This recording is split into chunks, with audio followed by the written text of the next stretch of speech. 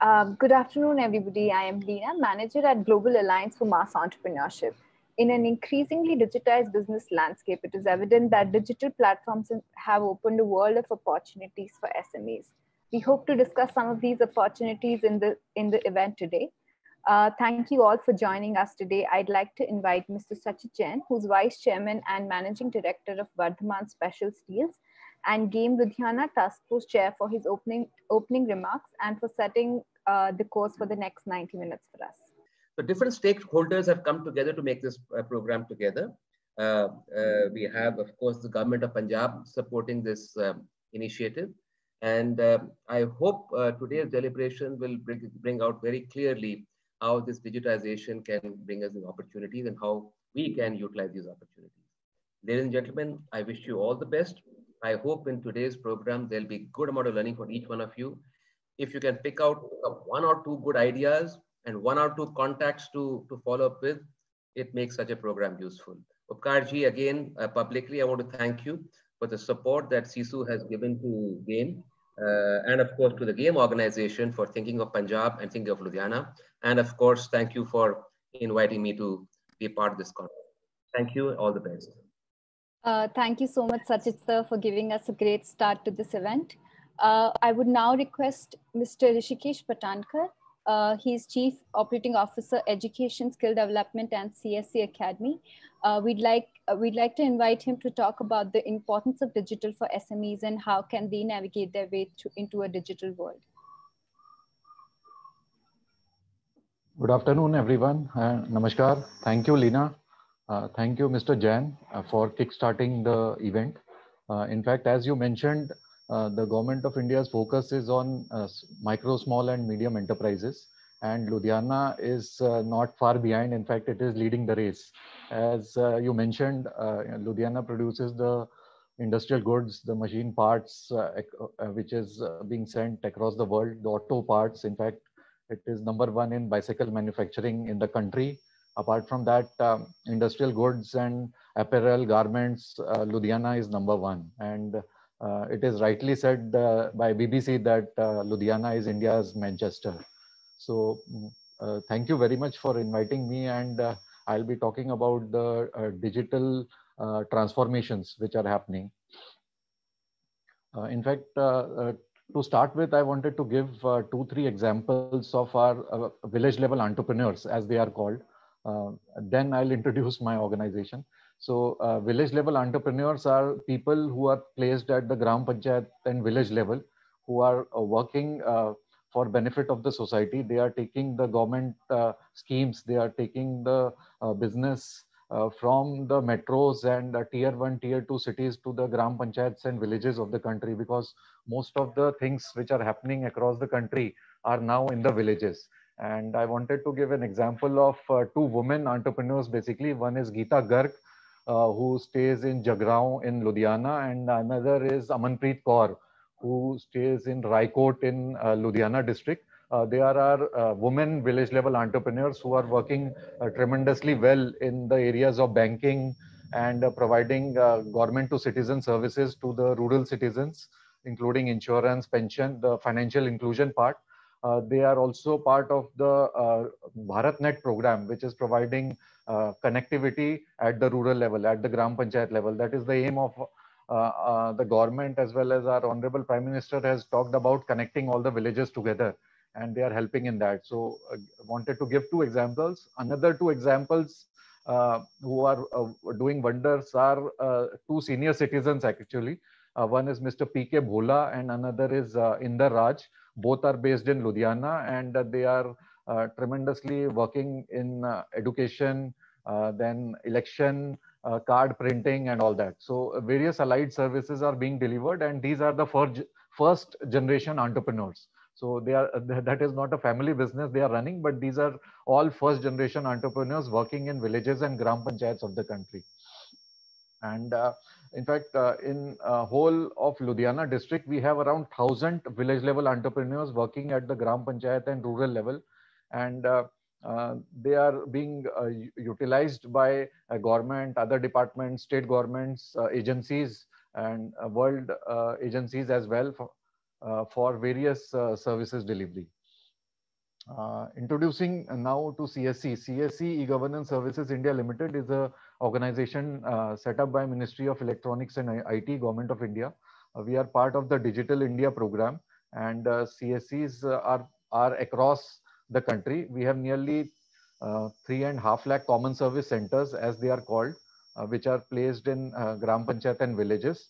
And the main aim of Common Service Center is providing digital transformation services to the citizens. So the vision of Digital India, that is digital infrastructure as a utility to every citizen, then governance and services on demand, be it any kind of government service or allied service, and digital empowerment of the citizens. These are the three important points which basically are the vision of Digital India, and that is how the country would be transformed. And we have already seen in the space of education technology, we have seen in the space of financial technology and other areas also.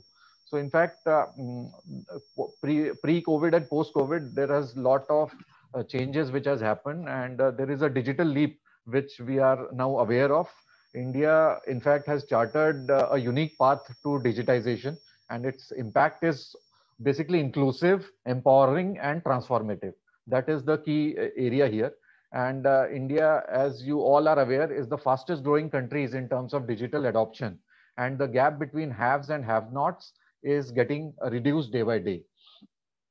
This is aptly supported by a budget speech of Honorable Finance Minister during 1920 budget, where she talked about seamless delivery of services through digital governance, improved physical quality of life through national infrastructure pipeline, and then the social security schemes, which are part of the programs. Talking about the whole digital canvas, you will find India leads in terms of biometric identity, the Aadhaar. Then India is #1 in terms of Android app downloads across the world. We are #2 behind China in terms of mobile phone subscriptions, internet subscriptions, number of smartphones being used by people, as well as users engaged in social media. So this digital canvas is a big space, and I think the micro, small, and medium enterprises would surely like to use and utilize the technologies which are available. India is a rural market, and rural economy constitutes about 46% of the national income. And this is stated by Niti Aayog as well, that despite the rise of urbanization, India's population is projected to be rural. I think 50% of the Indian population would be rural by 2050. That is what Niti Aayog submits. Then talking about various services, education, skill development is important. Then healthcare is one of the important services which are delivered by Common Service Center. The financial inclusion, pension, insurance, as well as the banking services are most important. And this has to be given to the MSMEs or the small sector industries, small scale industries also, so that they become and they start the digital, they go on to the digital path and move forward. In fact, if you see, we also provide something called as the DigiName service, the DigiName domain, the .in domain, the Bharat domain. We are working closely with Ministry of MSME as well as state level MSME DIs in order to support the micro, small, and medium enterprises in their journey. Then talking about the other aspects, the most important concept which CSC envisions, which is called as the DBT, digital doctor, digital banker, and digital teacher. So we provide a digital doctor for healthcare and allied services. So there are a lot of partners into this, and a lot of small scale industries, MSMEs, who have unique ideas, products, which we try to collaborate and bring onto our platform and then implement it across the country.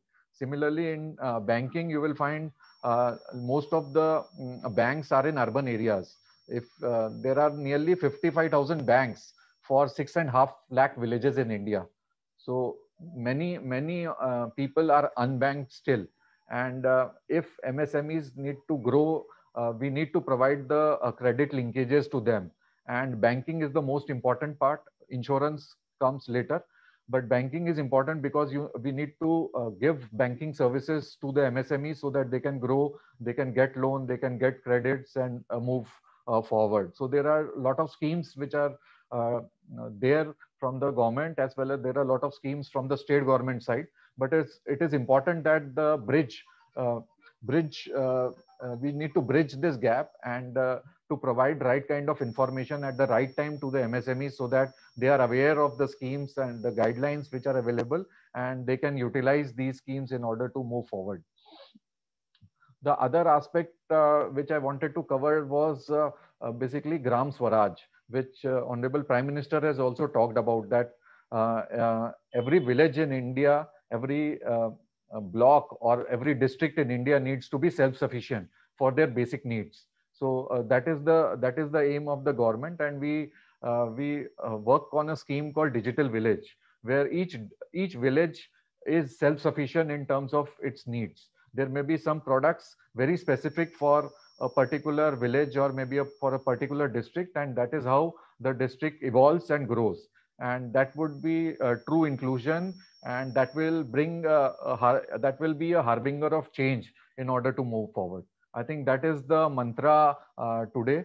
And lastly, I'll stop here, and I'll thank the organizers, Global Alliance for Mass Entrepreneurship, Chamber of Industrial and Commercial Undertaking, Josh Talks, as well as Facebook India for giving me this opportunity. Thank you very much. Namaskar.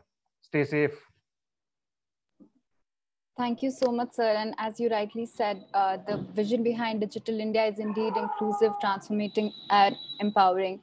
I would now like to invite Ms. Diksha Anand. Diksha is she's founder of We Personalize, and she's also Punjab president of Wiki Entrepreneurship Council. Uh, Nothing better than hearing from someone who's already done it. Diksha has done it, and we'd love to know how she was able to build her growth path using digital. Thank you so much, Leena. And it's a proud privilege to be part of this webinar where I could see a lot of eminent people whom I'm in front of. And I hope today's talk will make a bit difference in, maybe one person's life. Yeah, so I am an accidental entrepreneur. So yes, I started my journey after 12 years of my marriage, and it's been 5 years since the existence of We Personalize. So we in We Personalize, what we do is we brought in the concept of personalized stationery, which was only meant to be used in the offices or probably in the schools, and people must have thought of, but I think never yes, Western culture had this concept, but yes, India was never having. And I am proud to bring this concept. I'm among the first few people, those who brought in the concept to India. And yes, digitalization played a very important role in bringing We Personalize down, because while I was searching for some stuff for my children when they were going to school, and again, digitally, I was just on the websites, on the social media, on the I was googling things, how to bring those things to my children. And while ordering few stuff for my children, which was from a company which was based in US, my husband was not very keen and not very interested in giving his credit card to me, and using it for an international website, because usually a couple of years back, when people were not very comfortable using their credit cards or their details, their banking details with the various websites across.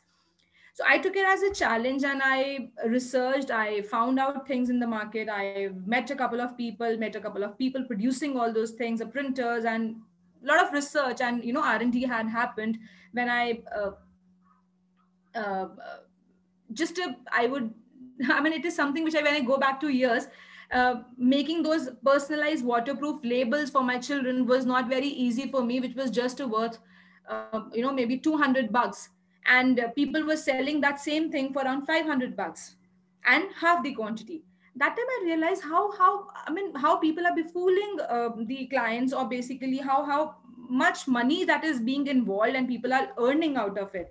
And then my husband, my family, they all supported me. And they were like, you want to do something, because खून में कहीं ना कहीं वो कीड़ा था. I belong to a business class family from my parents' side. I was married to a businessman. So kahin na kahin wo ek, that spark was there to start something which was my baby, start something which created my own identity. And that's how we personalized existed.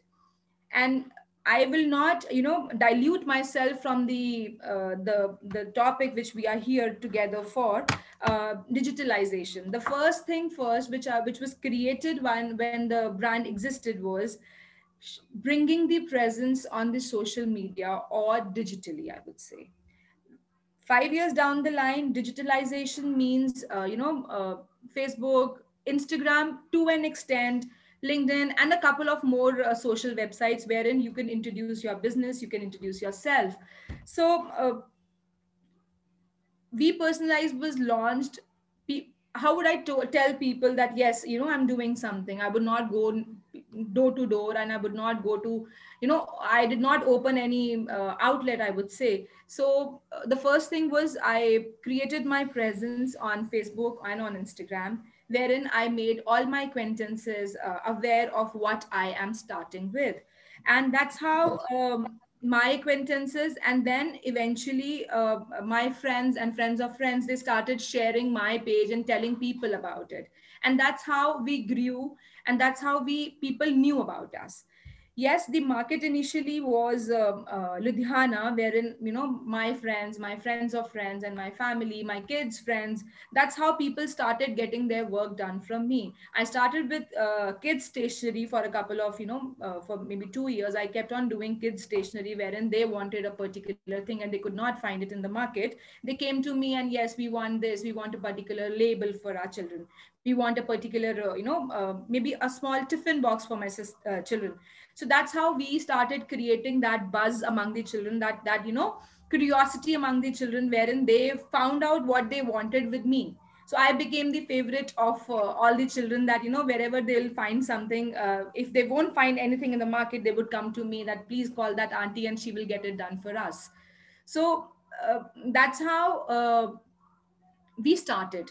And then eventually digitalization only brought a couple of corporates and a couple of people, those who were like a big scale customers for me.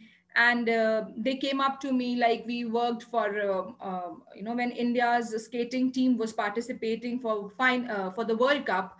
The organizers, they approached me to come up and do their jerseys and a couple of things they needed to for their identity to be there. So those were the proud moments that came up to us. And uh, uh, you know uh, that's how we uh, from Ludhiana, from Punjab, we rose to a world level market, wherein now we were not only working for the small, maybe for kids or probably a single individual, we were working for corporates, and we were working for a bigger projects. Yes, it was not very easy job. It was not a very easy task, because there was a lot of R&D, there was a lot of research, and there was a lot of hit and trials that we kept on doing with our product range. And now after 5 years, we have more than 300 products in our kitty, wherein we are catering to almost all kind of personalized needs, be it the office stationery, be it the luxury invites, the kids stationery, we're doing corporates. I think you name it, we have it. That's why what we call ourselves, that yes, we are all in all. So that is a short and very small story that I told about myself, that how we were rising and how we were creating a buzz in the market through digitalization. But there are a couple of things, or couple of you could say the points that we follow every time when or maybe I would say that it is like I would like to share a couple of points that the upcoming startups or the upcoming people, those who want to bring in something new for themselves, or they're thinking but they're not finding out ways. I would suggest that we people have had a lot of time over this lockdown in 5 6 months, that we were apparently free from our work or our homes. We had a good time to research, and we all were busy scrolling down our phones and everything. So what my suggestion for that manner is, explore. That's the first point that is very important for each one of us, is like explore. More we explore the social media, the digital world, be it LinkedIn, be it Instagram, be it Google, or any XYZ platforms that we have, you have to explore and find out new opportunities that are coming up.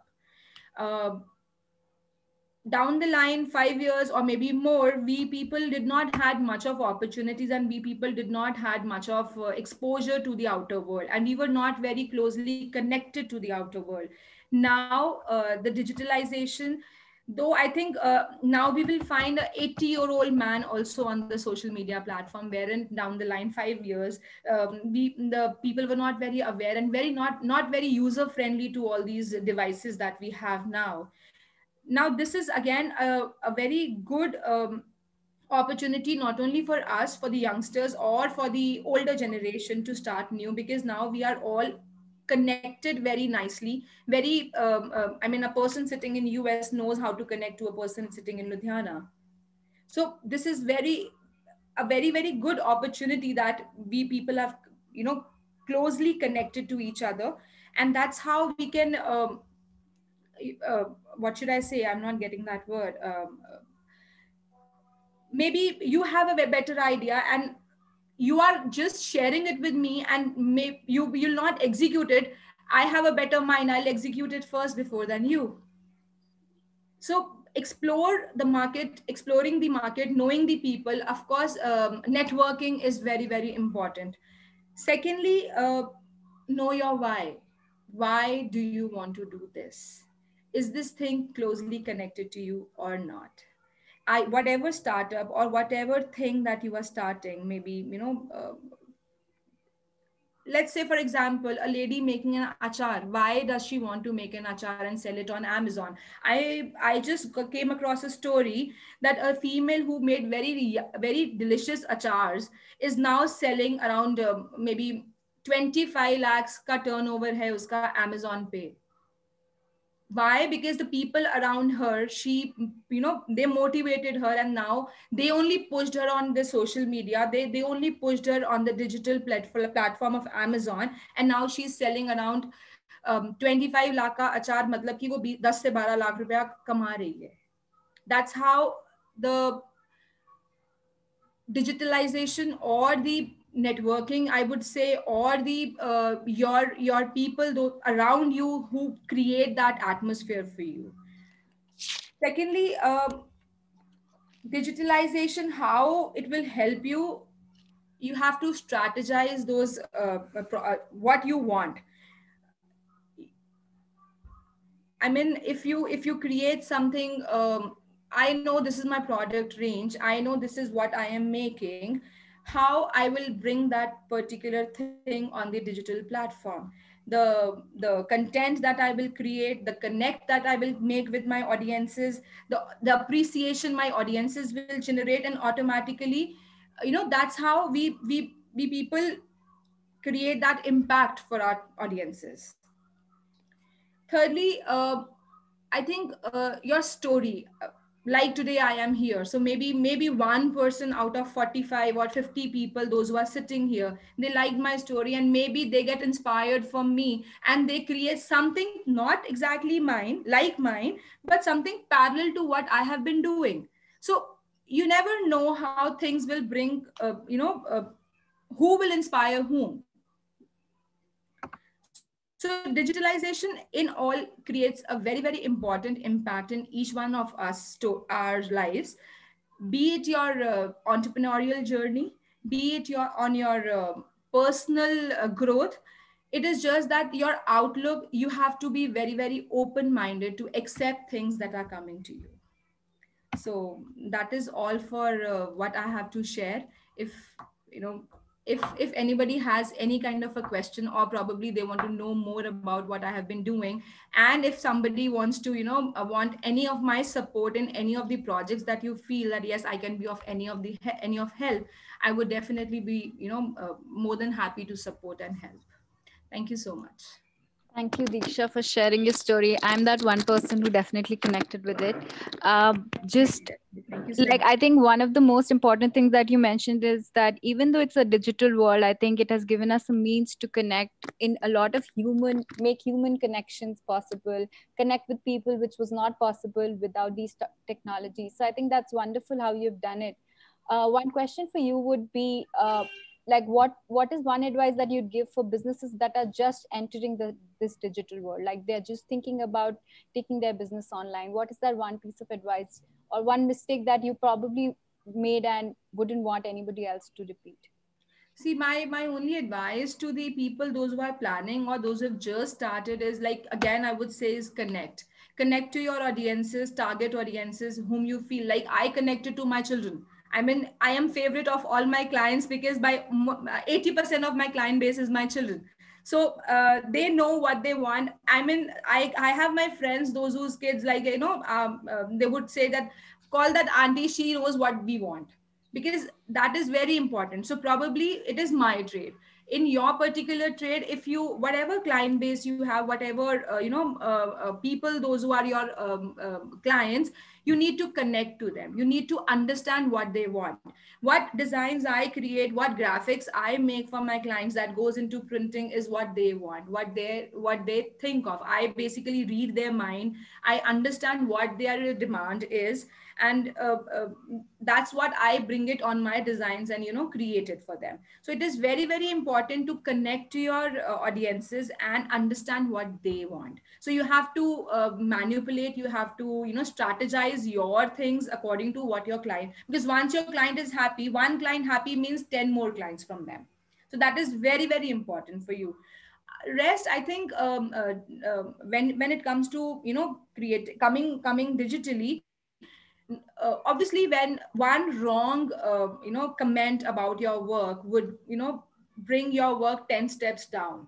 So it is very important what your clients are satisfied. Again, no matter whosoever it is a person, off the line client or online client, you have to make them very, very comfortable in whatever services you are providing to them, because they are the people, those who would speak good about you on the digital world, and they are the people who would bring you down. So again, the only thing which my advice or my forte of working is, my clients should be happy with my services. Yeah. Thank you so much, Diksha. This was amazing. I would now like to invite our panel for today. Please welcome Mr. Upkar Singh Ahuja. He is president of CISU, an industry association in Ludhiana. He's also founder of Make in Ludhiana and managing director of New Swan Group. Mr. Upkarji, I would request you to please switch on your video and audio. We also have Mr. Munish Johar. He's founder and CEO of Grayscell Technologies. We have Mr. Kamal Vadhera, founder of TCY Learning Solutions. We also have Priyadeep Sinha, Vice President of Game, joining us as moderator for the discussion. Awesome. Thank you so much, Leena. I think, you gave a good introduction to all three people.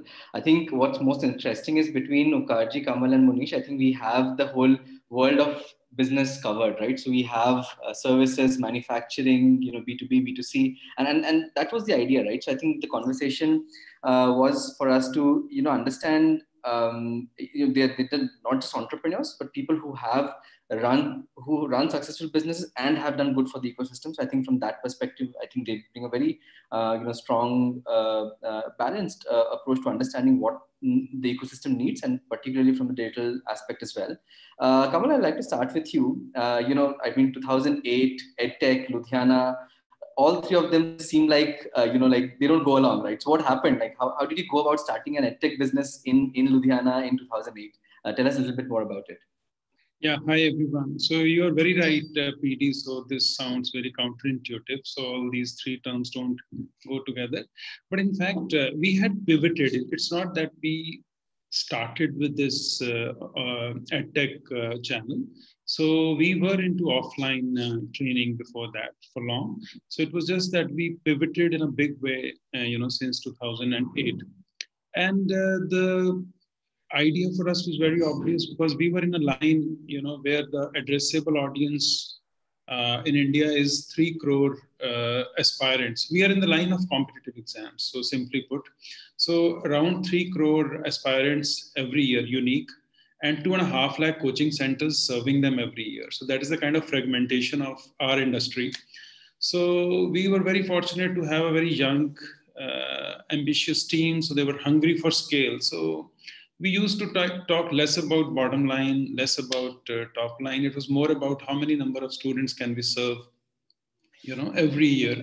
So it was with this thought that we started pivoting, and we kind of started riding the technology.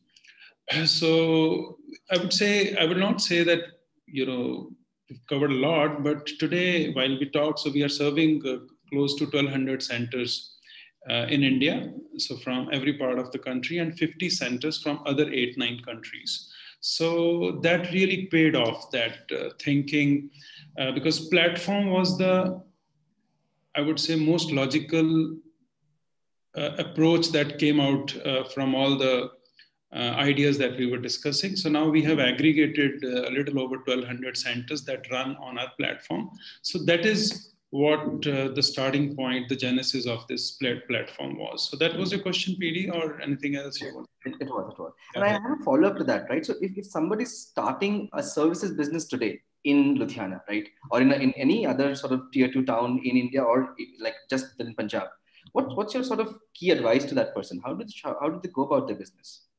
So as far as I would say pure services is concerned, so then there's the entire gamut of services. So I would rather talk about tech-enabled services. Okay, so where the major engine is technology underneath. So it is, I must say, this is a little hard in tier 2 and tier 3. Reason being, first of all, the ecosystem is not attuned to that. Okay, so that is, we were fortunate because we were pivoting actually. So half of the domain expertise was already there in the team. So, but that being said, I would just say one thing. It is very easy for all of us to say, oh, you sell something easy in technology and the penetration is very easy. It is exactly the opposite. So the free things are the most difficult to get adoption, and especially the usage. Okay, so the tools that we use, including Zoom, okay, it is free. So if the product is not great, it is so very hard for a user to bring to the table and use it. So my 2-bit here would be concentrate totally on the product, and the rest is taken care of if you are talking of a service which is, tech, largely tech. So that's what I would like to say. So free is the hardest to sell, actually. That's a great statement, right? Free is the hardest to sell. Thank you so much, Kamal. I think I'll just move to Ukarji. Ukarji, I think of course Sisu has done so much work, since its inception, and so our interaction with Sisu has been for what, like about 7-8 months now. उसमें हमने ये देखा कि आपका ground connect is like really solid, and I think that's where the big strength is. But I really want you to speak about the Make in Ludhiana page first, right? Because I saw कि वो 30th August को बना है. I can tell you personally, I was a member on 8th September, and we had about 70 people there. Currently, it's 11.5 thousand people, and कोई भी कुछ comment लिखता है, कोई भी कहता है मैंने ये बेचना है, this is what I sell, or this is what I want to buy. In a very short amount of time, there is like somebody saying कि हाँ ये लो, I am available, right? So आप मुझे ये बताइए कि एक तो सीसू ने डिजिटल में जो किया that, and how did the idea for Make in Ludhiana come about? So I think for Sisu, it was a game changer after March and after lockdown. And we did the activities we never thought of in, I think, my career of 30 years with Sisu and industrial organization. So we did so many programs, and our association, we are an NGO, like we don't work for profit, but we made more money than the regular days, because we did so many training programs and digitally, and there was no cost of tea, coffee, samosas, and it is digitally, and we got the payment. We did, I think, more than 20 certified programs also, and small training programs also. So monthly practicing accounting. So normally the strength of CISO is we do the program which are required by the MSME especially, and the mid-sized corporates. So that is our expertise, and most of our programs are full. We don't have to call somebody that please send someone to attend this program, because people know the value of our program. And last 10 years back, when we started these type of activities in CISU, earlier the association used to have only 2, 3 agendas like sales tax and electricity board and government issues only. But 10 years back or 15 years back, we started seminars, Kaizen competitions, visit abroad. So this increased the mileage of the CIC. And we did so many, even Japanese training course, Japanese language training course we did at CICU. So normal days we never think of these type of programs. So these programs are very successful, and even some of my employees, those are dealing with our Japanese customers, they did these courses and they find it very useful. Regarding Make in Ludhiana page, I have tried so many after COVID, exhibition stopped and traveling also stopped. So I have many friends in NCR and southern part of the country. Normally, sometimes they send me a message that they want this special purpose machine or this machine from Ludhiana. So I thought that we should have some easy platform. So although we work on WhatsApp or we send our directory, we have an online, we have a CSU web page also, but that is not very popular. So then we thought that we should find some cost effective and easy thing to market products made in Ludhiana. So that's why we started the page Make in Ludhiana, and we try to keep it very neat and clean, no extra message. And we have many experts in CICU, like our other senior members also. So we spend some time, like in the evening, 30 minutes or 1 hour when we are free, answering the question, because I know that what is available, because I have spent so many years in this city, and our company also, we buy so many products, and I meet so many people uh, in a day through WhatsApp or through Facebook, that I know who makes what products. So we try to, you can say, serve the purpose of the person who want to buy something from Ludhiana, because Ludhiana used to be a very famous place for machine tools. But when these CNC machines come, we were not able to cope up, and it was little sluggish, the machine tool market and other products market also. But now we are trying to bring it back to the glory.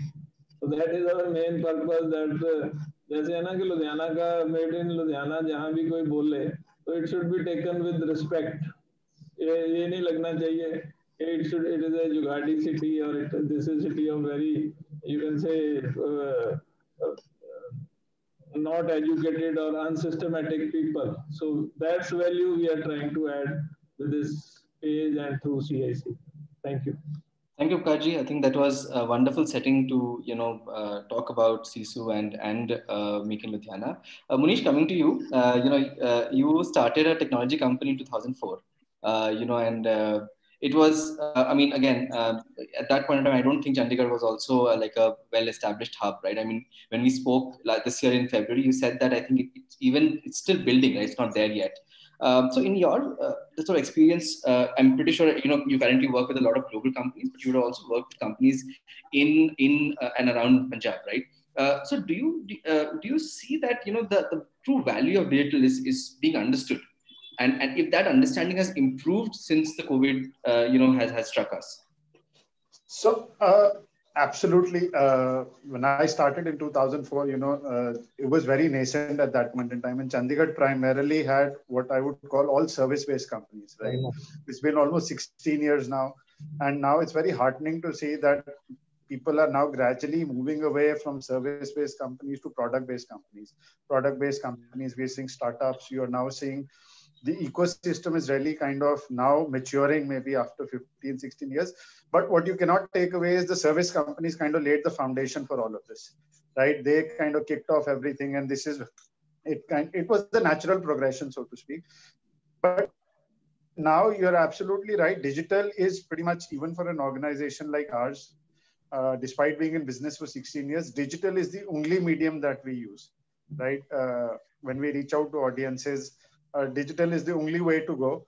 And what's happened is with the COVID situation, it's really now kind of digital has become, since like Upkarji was also saying, people cannot travel anymore, right? And digital has now really kind of kicked off big time. You know, we've been actively trying in terms of outreach. You know, people are now doing virtual conferences. Even IT companies in Chandigarh are doing virtual conferences for their clients. You know, virtual meetups. People are blogging more exhaustively. Social media is being used a lot more. You know, we, for one, never used to blog till a year back. We've already got 100 plus blog entries on our website now. You know, we're pretty much talking about everything under the sun that we do. And this has actually helped business, right?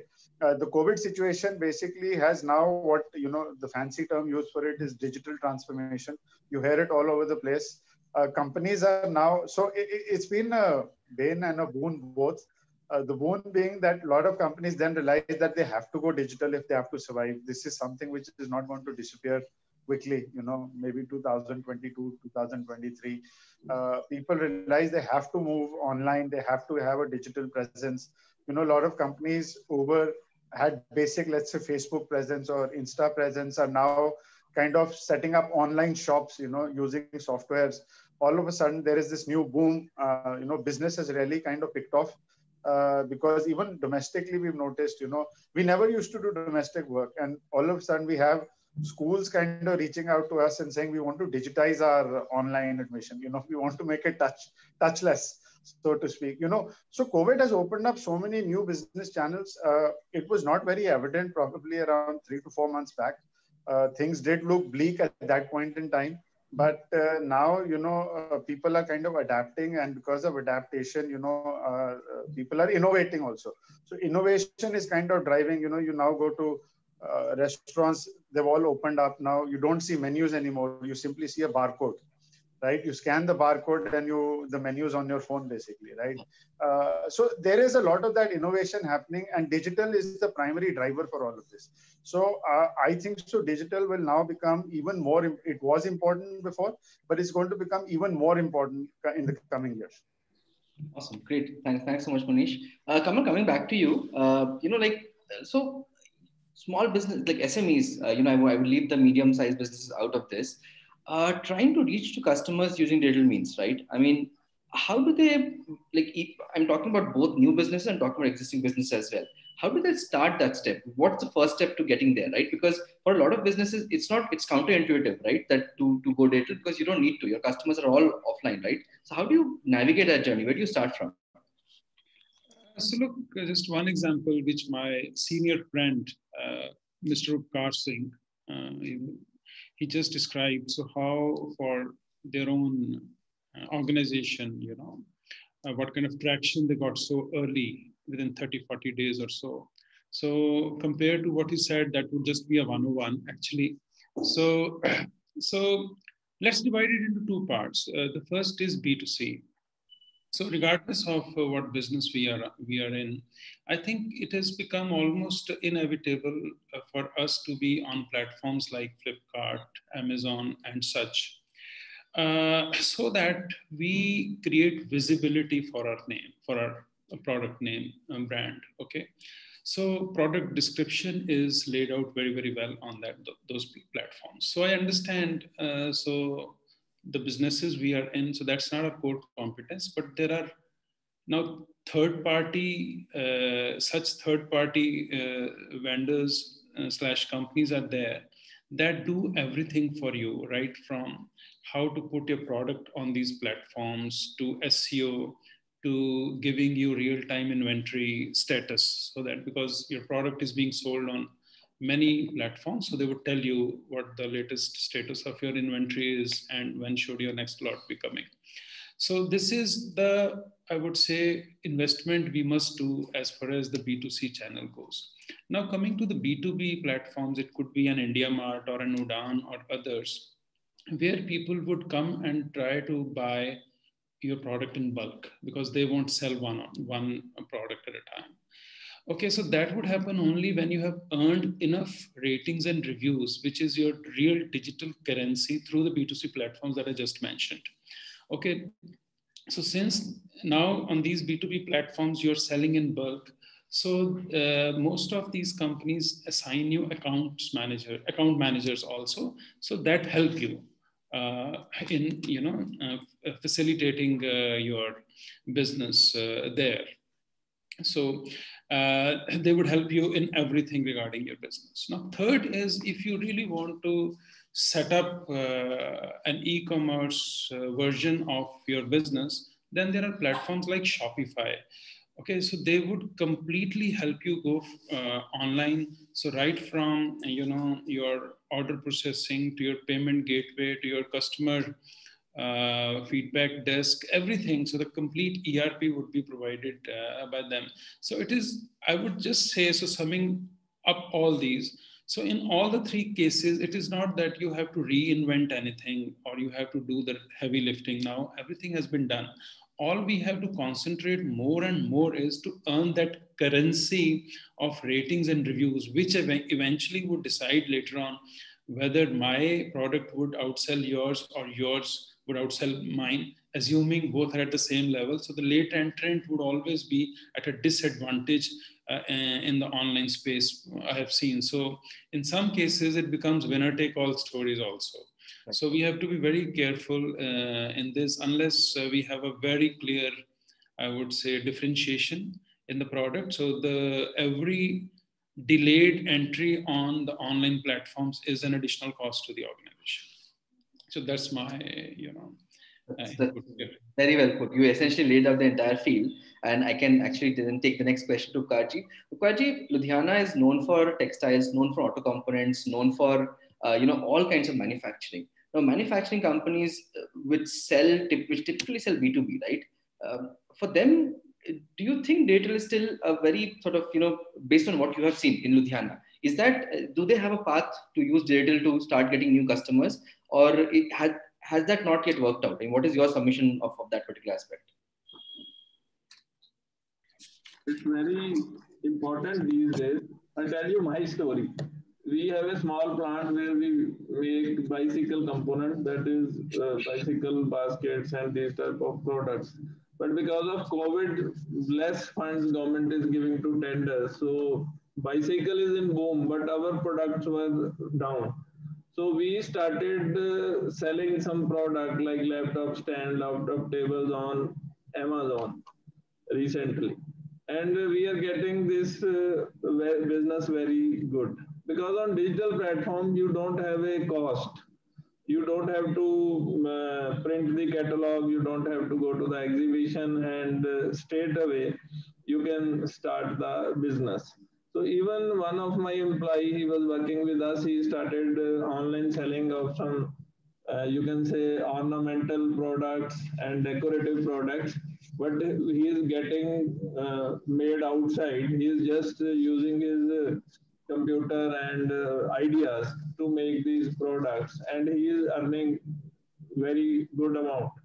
So like digital, even B2B, we can't miss digital, because there are lot of software which save our cost. Like for manufacturing industry, we use steel. If we use good software, we can improve the yield of steel.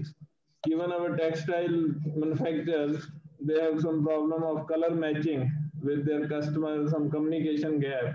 So there are software available where with the digital platform you can match the colors also. So either it is B2B, it is B2C, or B2G, business to government. Nobody can avoid digitalization these days. And in Ludhiana also, even there is a traditional manufacturing, but our young chaps, those are joining business, or our young business leader forum, they are mostly focusing on digital platforms. So digital is very common, either is a micro sector or a small sector or a medium sector unit. So nobody can afford to ignore digital platform these days. Actually, that's very well said, Tukaji. I think we never thought of digital also being something that businesses use to optimize the way they work. I think, Munish, we mentioned that, of course, you started Gracell 16 years back, but you were also the Thai Chandigarh president till very recently, right? So I just want to talk to you about from the ecosystem aspect, right? Do you think there is sort of ecosystem effect or the network effect that takes place? So if one entrepreneur goes digital or does something different in that particular ecosystem, others follow suit. Have you seen that happen, or it's still at a very nascent stage? No, definitely the ecosystem effect is there. Thai Chandigarh as a chapter has almost around 300 members, and a lot of us basically kind of meet or network personally in smaller groups as well. So what you could call cohorts basically. So a lot of times those discussions kind of boil down to that, and the digital impact, like everybody's been mentioning. In Thai now, almost 50% of our members kind of come from I would say, IT-based kind of things. They come from edtech, financial markets, real estate. And the digital impact is definitely happening. Why? Because one person talks to the other, and this kind of leads to a ripple effect.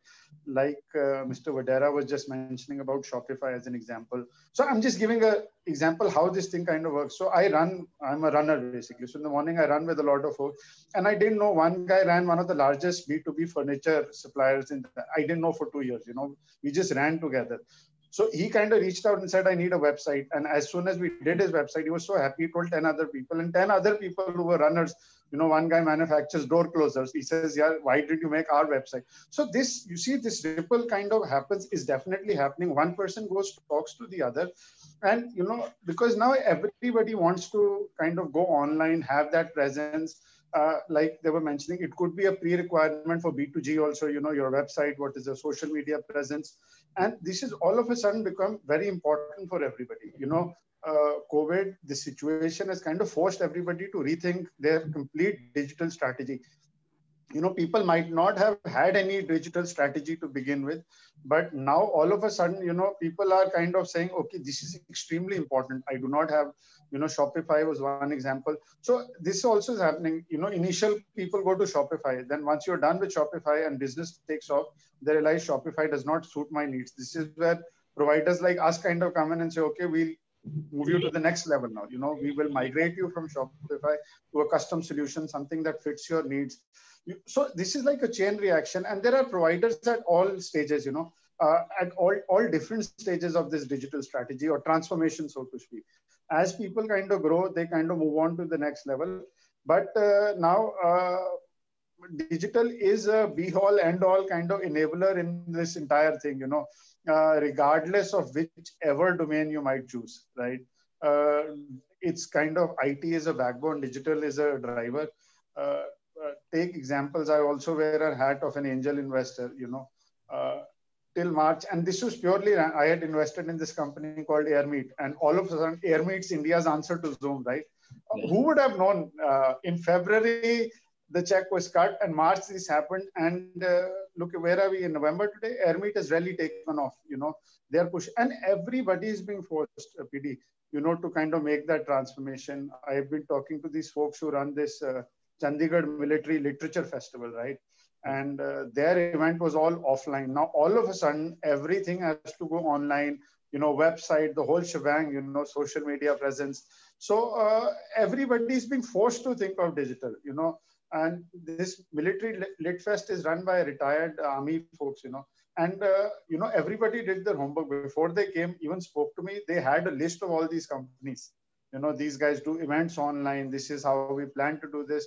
So people are really going out on a limb, but digital is a big driver. And if we do not kind of move in that direction, unfortunately, I feel businesses will perish. That's greatly said, and I think congratulations on the investment in AirMeet. That's a good move, Okay, so I think that so it brings me to the last question, and I think I'll request Kamal to answer first, followed by Munish, and then we'll actually close with Karji since he's sort of the guru on that. So as an ecosystem, right, as a group of stakeholders who really care, what can we do? And then I would like you to answer what is the one thing that you would want to do to help more businesses become digital, or at least take that route. So Kamal, starting with you. Before I answer that question, so one new thing I learned today from Manish ji about how to multiply your business is get up early and start running. So I'll keep that in mind, Joseph. Okay, Subha say now the jogging starts. Okay, so how long does it take before it starts multiplying? 30 days, 40 days? Sorry? How long does it take before the business starts multiplying? I'll start running. So for me, running is the new golf now, basically, right? Good, so. good. That's brilliant. And congratulations on your investment also. That's brilliant. Yeah, so I'll give you, PD, a small example. So I don't know, you may call it the input or the ecosystem, and we can create, or the notes, your forum game can give it to the government. So I'll give you a small sort of mini case study. So as I told you that we aggregate coaching centers pan-India, let's say, okay? So let's not talk about other countries.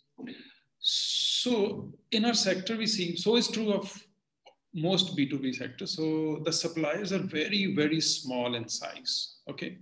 So let us say a coaching center that is catering to less than 100 students a year, okay? Now, we would have, now imagine, so there are hundreds and thousands of such suppliers in the country who want to adopt technology. Okay, so they're waiting in the wings, but they are not taking the plunge. I'll tell you, they are fearing that once they start putting the details of the students or themselves, their own, so they leave a digital print, and tomorrow there may be issues of GST or other issues, and they have still not come under the ambit of all this. And compliances, statutory compliances may become an issue. So when we ask them, okay, why not? So if you have to grow your business. So today, they don't have the wherewithal to do all this, including the manpower or the manpower resources that they require. So just now imagine if this taxation is half. So we were just doing a numbers. Okay, so they know that 18% is one thing, and then year on year, the rigmarole that starts off, this record keeping and all.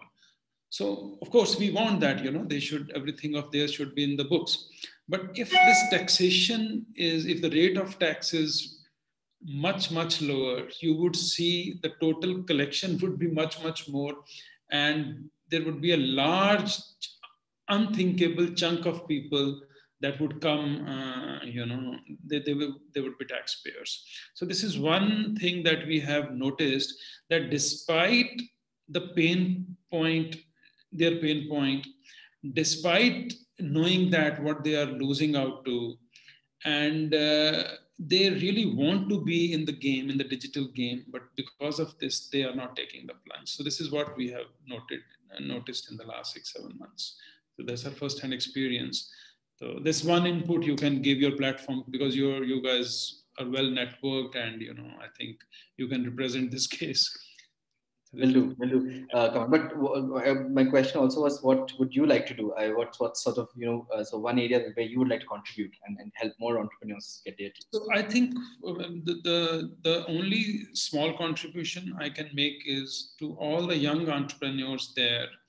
Okay, so what could be the new ways of doing business? The time, I would not say time. So the percentage of linear businesses is going down, and the percentage of platform businesses is going up.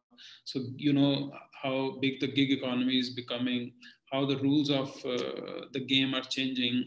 So that is one thing that we, to some extent, learned while shifting gears in our business. So we'll be very happy to share those experiences with those people, one, who want to shift gears, and secondly, who want to take the plunge afresh. So that's where we can contribute. Fantastic. Thank you so much, Kamal. Munish, I think we'll go to you on how do we make it happen as an ecosystem, and what would you like to contribute on?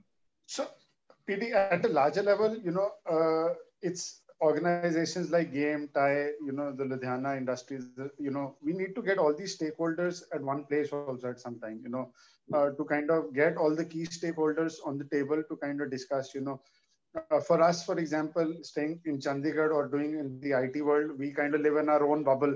So, I mean, this Made in Ludhiana page, it just kind of hit home. I'm never going to forget this example from 70 to 11. And, these are the kind of things that need to kind of get out. This is where word needs to kind of get out. People need to understand it is possible, and we need to get the key stakeholders to kind of work as one also. We need to get government on board. We need to get the educational institutes on board. So we've been trying at a level here in Chandigarh, people have been kind of getting all the stakeholders at one place to kind of work towards a common vision, so to speak. If it means creating more micro entrepreneurs in Punjab, for example, right? Pushing that agenda down the road, helping people, that's extremely important. It started happening, but still not happening. We could even do, for example, matchmaking sessions between IT companies in Chandigarh and manufacturing companies in Ludhiana virtually. Yeah. They are looking to get work done, and there are people here who want to do that work, correct? There is so much that can be done at a higher level, so to speak, where the ecosystem broadly kind of wins. And we are closer to home, so to speak, than others. Personally, I still do that. I'd be happy to kind of mentor people's startups. I can't devote much time, but if something kind of is aligned to my interests, I'd be happy to kind of chip in and contribute. And broadly kind of lend my expertise as well, be it in terms of entrepreneurship or investing. Happy to do that as well. Thank you, Manish. Ukarji, coming to you, I think I haven't met a single soul in Ludhiana who doesn't respect you for what you've done, right? You're a first generation entrepreneur. You've built this, humongous business, but it's not just about the business, right? What you did with Sisu, the kind of, again, the sort of pulse of Ludhiana that you have. I can't ask you to do more for us. I think you're already a very valued partner, and the kind of partnership we have is fabled. And I think it has allowed us to actually make big inroads into the Ludhiana ecosystem really quickly. But if you were to, say that, okay, this is in the next 1 year as Sisu, as Karsing Ahuja, this is what I would like to do for entrepreneurs from a digital business perspective. What would that be? So before Ukarji answers, so one fan is here also. So thank you, Kamalji and Mr. Sinha, for your kind words. So I have not done much. It is my, you can say, routine work. But like we are trying to create maximum awareness among the entrepreneurs through that how digital platforms can help us. So I will tell you one thing I forgot, that we also solved one problem related to farming with the digital platform, because you know that there are so many type of farm machines operating in the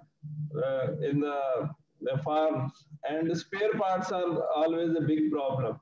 So what we have done with our local association of farm machinery, we have tried to sell our parts to India Mart and other digital platforms, so that farmer can buy, like he needs someone special nut, he can select online, because farmers are also using smartphone these days, and they have enough time also. So when there is a machine breakdown, they can easily find out the part and they can buy, and they can keep their operation running in the farm. So this section also we have did. And we are doing a lot of like on digital, basically marketing and manufacturing are our two core areas where we are trying to digitalize the thing. Even in manufacturing sector also, so we have done a lot of, you can say, small software where we can increase the overall equipment efficiencies of machines. And on marketing front also, a lot of things are being digitalized through these marketplaces And I think we also did a program with Snapdeal and Amazon International so that we can increase our export, because a lot of parts, Ludhiana is an engineering city or a reverse engineering city. Everything we have developed there, there is a no large scale unit set up in Ludhiana. But everything we have did with reverse engineering, like you take the example of bicycle, you take the example of sewing machine. So from the reverse engineering, we have generated the revenue and we have established the units.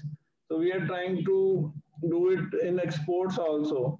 We are making products here, and we have starting some of our units. They have starting exporting to US and Europe through Amazon and other platforms. That's great, Okaji. Thank you so much. So I think that brings us to the end of the session. But there are two audience questions that I have, and I would like all of you to chip in wherever you think you would like to. So of course, the question is about that the entrepreneurial spirit should be developed in the young generation. It's always a question, like especially in Punjab, that's a big question, right? I mean, every time you go and sit there with somebody's like, हमारे बच्चे यहाँ चले जा रहे हैं, वहाँ चले जा रहे हैं, मतलब it always comes as a part of the conversation, right? So how do you, as an ecosystem, then work towards enabling more younger entrepreneurs, right? What should happen within the ecosystem, right? From a let's say utilizing digital platforms perspective, or whatever, like to actually allow them that opportunity to run, set up and establish and run their businesses from a place like Ludhiana or any other part of Punjab.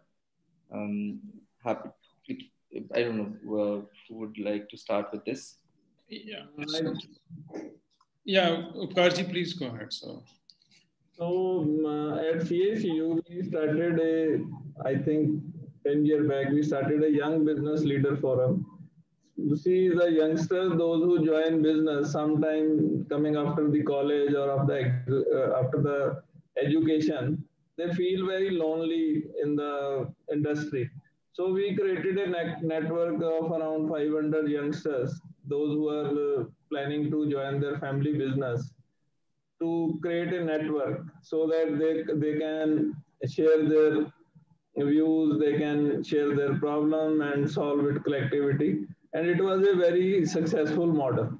So with this, we were able to retain some of the people, those who are planning to go to abroad for their careers. But like we mentioned, that don't work for a MNC, build your own MNC. So that is also one of the ideas. So we can educate our new generation to take their existing business to the next level rather than serving for someone else. Thank you. Yeah, so that one more point comes to my mind here. So since your platform is working with Government of Punjab, right? Yeah.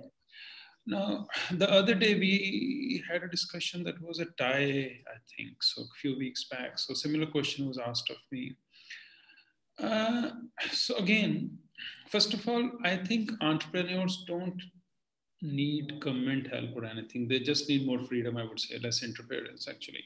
So they know how to make their way through the maze that's around us. So that is the very DNA of them. So all they need is less interference. But one thing, for example, if the government wants, okay, or a platform like yours wants to nurture technology businesses, like Jawhar Saab is in Tri-City, okay? So Jawhar Saab, what do you think? How well protected, first of all, forget about the protection of intellectual property in our region, okay? Do you think the authorities are sensitive enough about that? Forget about physical property and all. So I don't want to get into details. We recently faced ourselves an issue, and I have seen with few friends also. Why would someone put their enterprise here in this jurisdiction when they are not sure whether the intellectual property, in case of any exigency, the intellectual property would be taken care of? So I would rather bring in Jawhar Saab also in this, since he happens to be from technology business. So you're absolutely right. And I mean, this is a big issue, and it's very hard to still pull off, unfortunately. And it's much better than before, I would say, because at least there is awareness now. There is something called intellectual property, right? Otherwise, the only word that remained in the discussion was property always. It was never intellectual property, right? People just understood property, but it's nowhere near, like I would say, in the West, where you would say you are well protected and you can kind of fight for your rights. But is something which is gradually getting there. I don't foresee it happening immediately.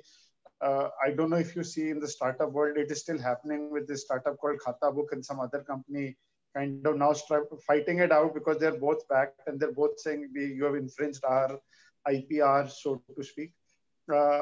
It's a tricky one right now. In Chandigarh, the only advantage is there are a few now IPR firms and companies who are doing working in that line. So at least we kind of seek advice now.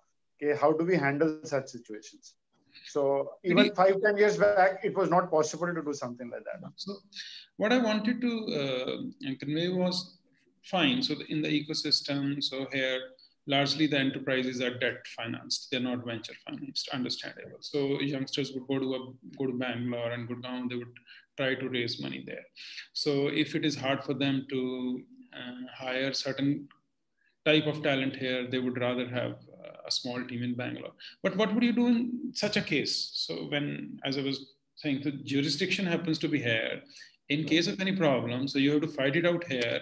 So if your main asset is not protected, so I think thousands of others are watching. And okay, so you were talking about exodus to Canada, right? So I'm not even talking about that. So I'm talking of the ones who want to set up here. They are choosing not to set up in this in their own state. Rather go to those states where there is more awareness. One, and at policy level, the protection is more. So this is a big issue, I would say. So I've seen, very, very close, from close quarters, I've seen that. Very interesting point. Very interesting. PD, just one last point. You were saying, the idea is obviously to encourage folks to stay here. We also need to start highlighting, success stories. I forget, like we were highlighting local cases, smaller success stories. And I don't mean the big ones. I keep saying we need to highlight the smaller ones. People who have run successful, solid businesses, so to speak. They might not be multi-millionaires, but they run solid, stable businesses. They've achieved something and they continue going on, because people kind of look at that also. Why do you run to Canada? Is because you're always shown there's a better life there, right? It's once they get there, they realize the grass is always greener on the other side. There are 1,001 things over here. So, we can kind of run great businesses out of this. You're right. So we have different sets of problems, I feel. Yes, scaling is a major issue still over here, and we've kind of discussed that many a times. But let us say, so to each entrepreneur, it's a different kind of thing that they're looking for. But we definitely need to, you look at our top 10 startups only, most of them have roots back to Punjab. Zomato, Flipkart, Snapdeal, whatever, all of them have Punjab Connect, right? We need to kind of highlight these stories, encourage these people to also kind of come and give back to the state. So we definitely, that would be something that would encourage the youth. Very, very well said, Joseph. Very well said. So if even half of the ventures, so they were here rather than being out of the state, so see not only the job opportunities, see what all would have been impacted in the ecosystem, so financially and otherwise also. Yeah, that's a great point. I think, and with this, we come to an end to the session. I think, firstly, thank you so much, Upkarji, Kamal, Munish. I mean, always a pleasure. I mean, I've spoken with all of you one-on-one so much, and to bring the three of you together and have this conversation, it was an absolute pleasure and joy. I mean, there are a couple of other questions. We'll try to answer them offline because of paucity of time. Want to thank you once again for spending this time with us, and look forward to interacting and meeting with you soon whenever we land up in Chandigarh and Ludhiana. Thank you so much. Thank you so much, everyone. Thank you. Thank you for. Right. So with that, we've come to the next session, and before that, I think Sandhya, there's as Munish said, communicating the success stories is like the super important thing for us. So I think the gospel truth also came out during the conversation. But yeah, quickly moving on from there, we have two very interesting entrepreneurs, both of whom were we came to know of because of Accelerator, because they were applicants here. So we have Shell and we have Tarvinder. Shell and followed by Tarvinder would like to each of you to like talk about you as an individual and your business for a couple of minutes, so that we get to know you and what you do. So over to you, Shell. Yeah, sure. Thank you. Thank you. It was great learning and listening to all the gentlemen out here. I mean, amazing and great takeaways for the future. So about myself, I've been part of our business over 8 years now. We call it Nanotech Chemical Business, and we're in the specialty chemicals business, serving the textile industry, the garment industry, and the beauty care, rubber, and medical devices. So we essentially divide our business into two different segments. One's textile and the other is non-textile. Textile part of the business before I actually became part of the business was started by my father, who happens to be the first generation, and I took over and implanted the non-textile business and took over from there and still working on to developing those sides of things. And yeah, it's been quite a journey for us.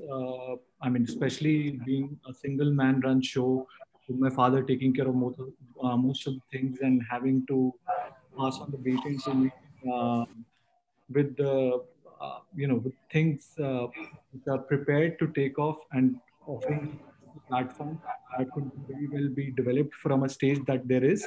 It also comes with a lot of challenges being in a tier two, tier three sort of a city, where wherein you don't have too many specifically specialty chemicals companies based out of Ludhiana per se. You have a lot of distribution based model, but yeah, we are also distribution come manufacturing model. However, but still, coming out, reaching out, the technology, reach out, other aspects of things becomes a little tough being from a non-metro city.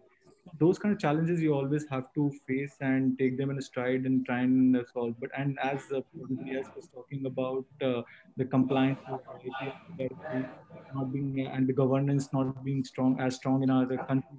These are the kind of issues that you always have to face and always have to fight off in your regular day to day. And I think that's what also challenges you, because I think like every other place, like we were all just everyone was just talking about, it's not like if you move to Canada or probably you move to the US, you're not going to face these problems. You're definitely going to face them there too. There will be different set of problems there, and then there are different set of problems here. Yeah, that is one, because we had to move out from our tier two and go down to Gurgaon or a metro city to get some sort of talent on board and also take things to a next level. So yeah, that is a little bit about myself. I think I'll let Travinderji talk about himself, and then maybe we can take the question. Absolutely. Okay. So hi PD, and nice one Shell. I already, I think, have been acquaintance with him. And to start with, I have been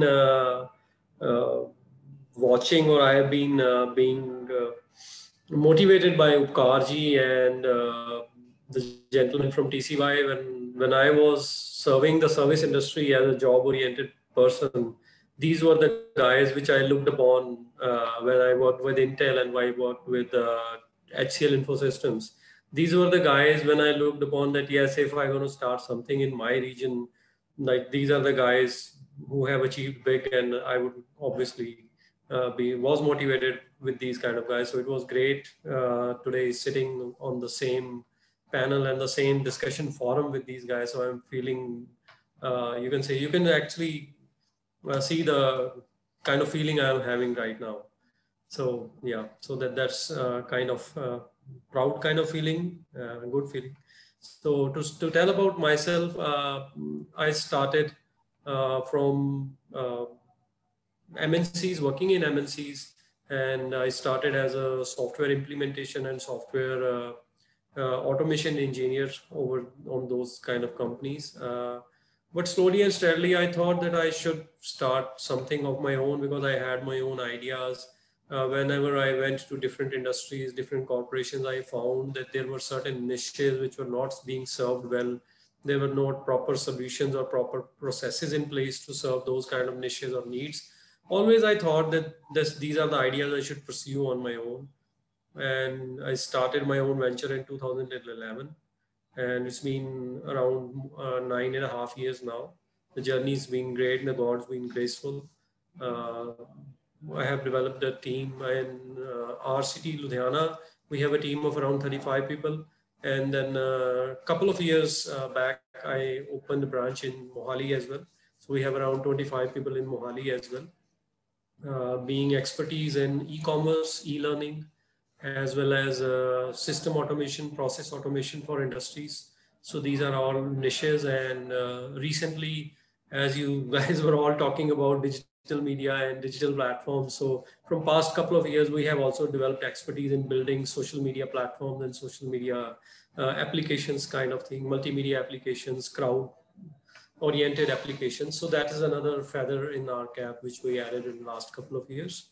So, so that's about me. And yeah, I have faced, and my company Technocrats have faced challenges over the years, building talent, holding on to talent, as Munishji mentioned, as well as the TCY sir told us.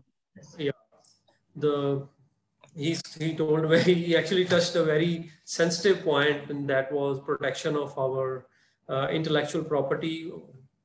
We as an organization have faced that, and yes, they are pretty true that till date, even it's not being realized that there is something called in our especially in our zone of our country, there is something called intellectual property, and that should be protected by government or protected by law.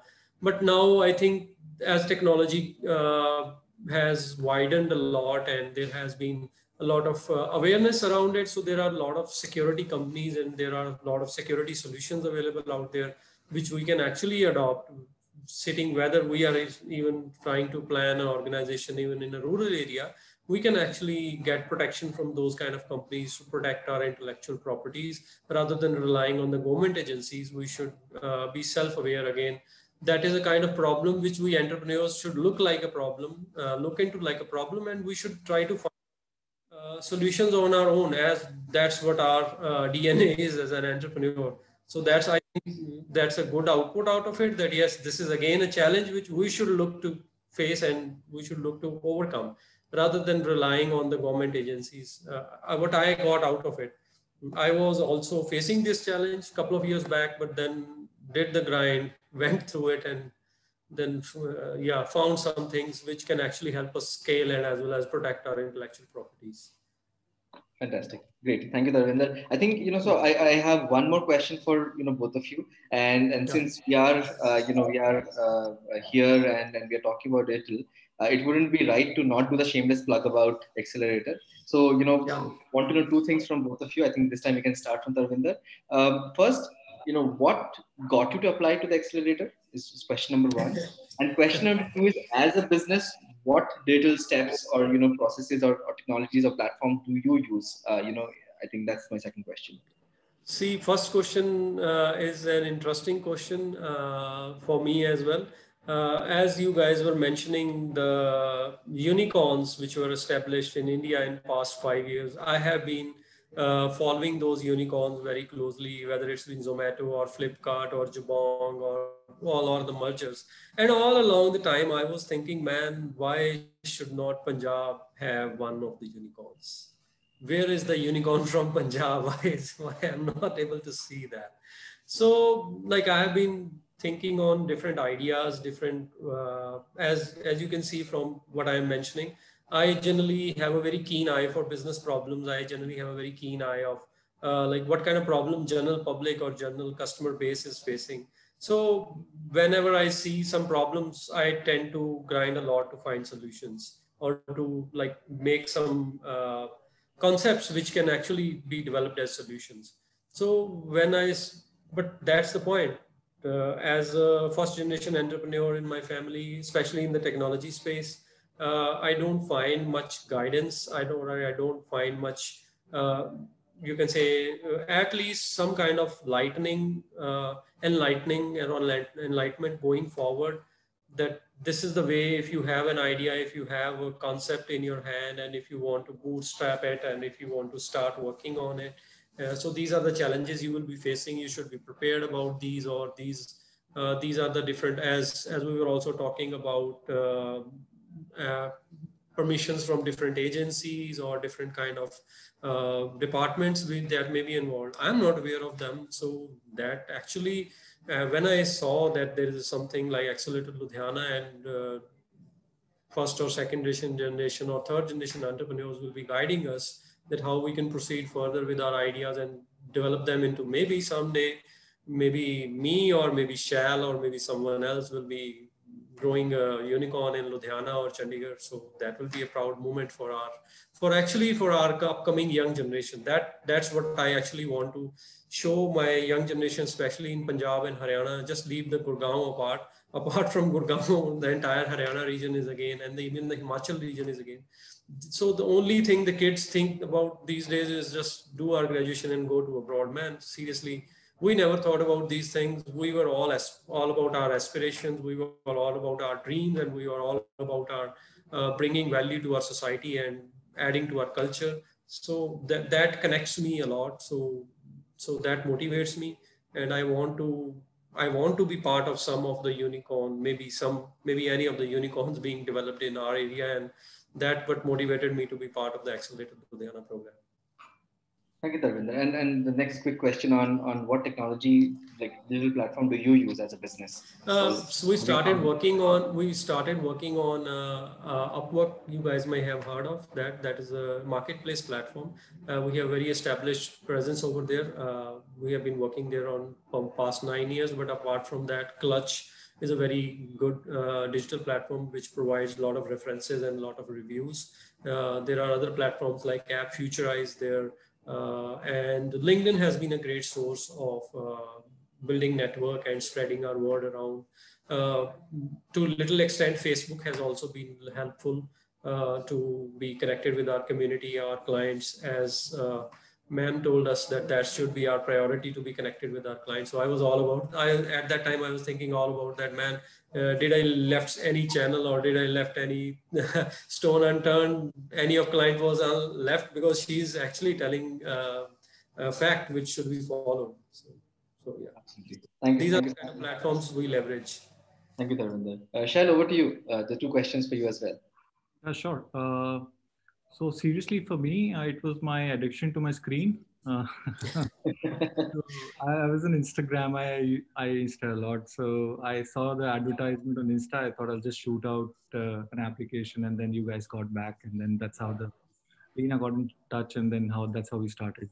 However, moving ahead, I mean, I thought of a few things what could really help me. First and foremost is mentorship, coaching. I mean, I think India mein hi coaching or having a guru is a trend that started from India, right? From Lord Krishna to guys like Steve Jobs and Eric Schmidt. Everyone had a guru or a leader or a mentor who supported them and taught them.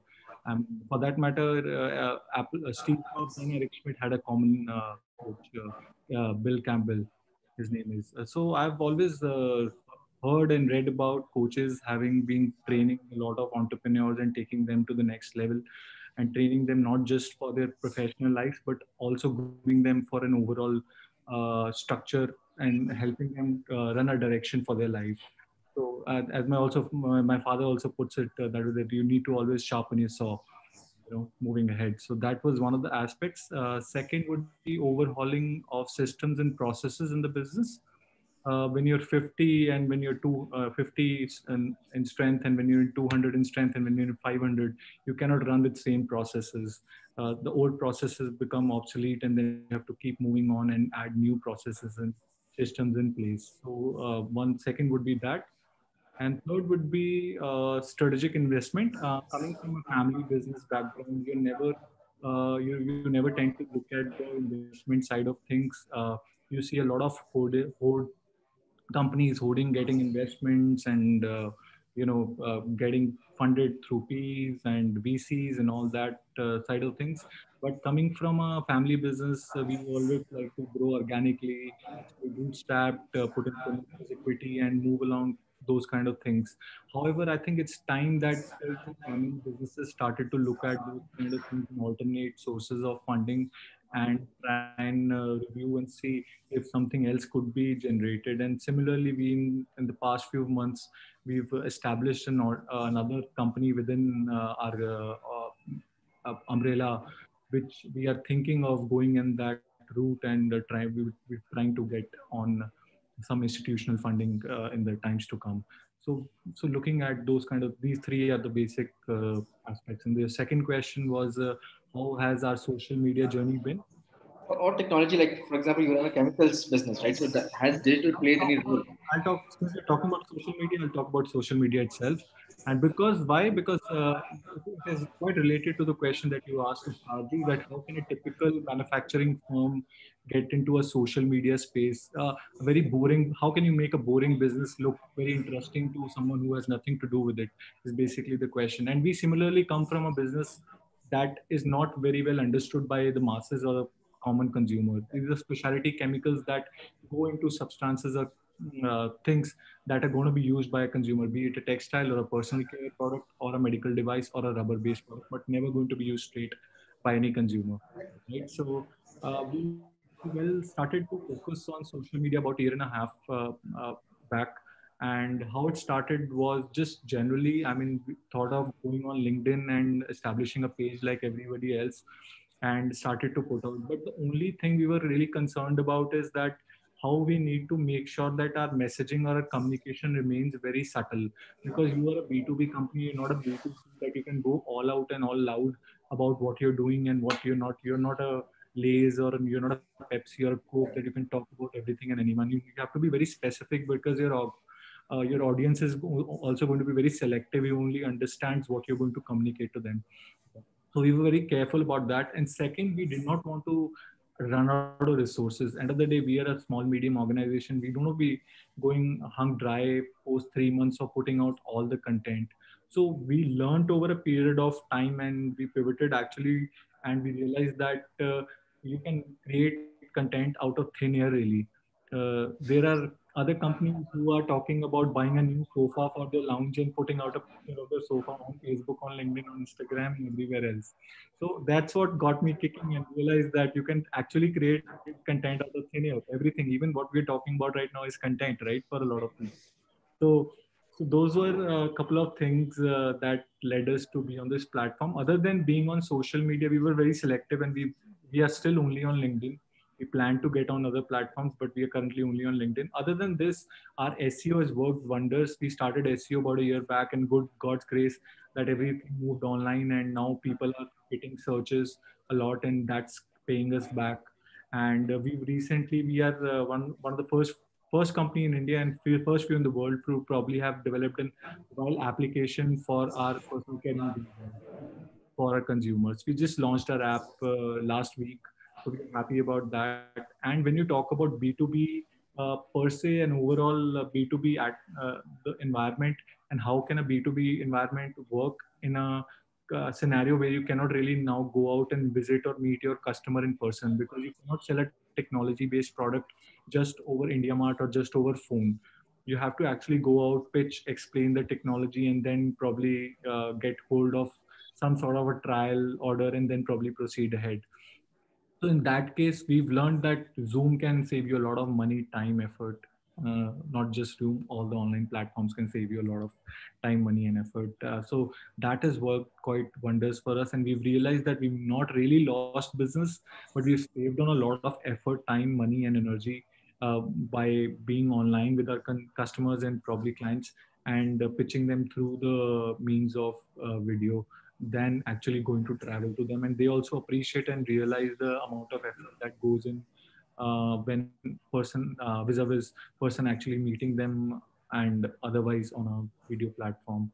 So these things I think have, and MailChimp is there, and then there are so many other things, WhatsApp, bulk messaging, all this. But you have to really know what you're targeting and where you're going, because you sometimes tend to go overboard and you start to send good mornings to your customer. That kind of can irk them a little, and you don't want to be doing that. Right. Great, awesome. I think thank you so much, Tarvinder and Shell. Thank you so much for joining us today, and you're talking about your entrepreneurial experiences. We look forward to interacting more with you, and looking forward to doing the accelerator program with you. With this, my job here is over. Lena, over to you. Thank you so much. Thank you so much. This is amazing. I think I learned myself a lot, and we're so glad to have you both part of the first Accelerator Ludhiana cohort. This was a great event, and thank you everybody for tuning in. Any like closing remarks, PD, over to you, and then we can close.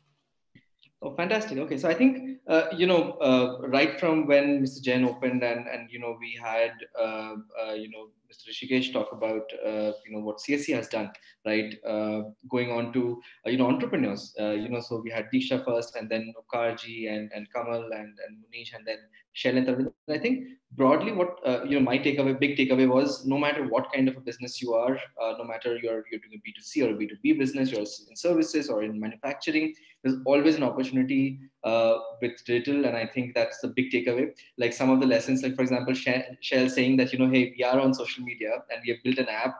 I think that those were like sort of it would have been outlandish in my mind.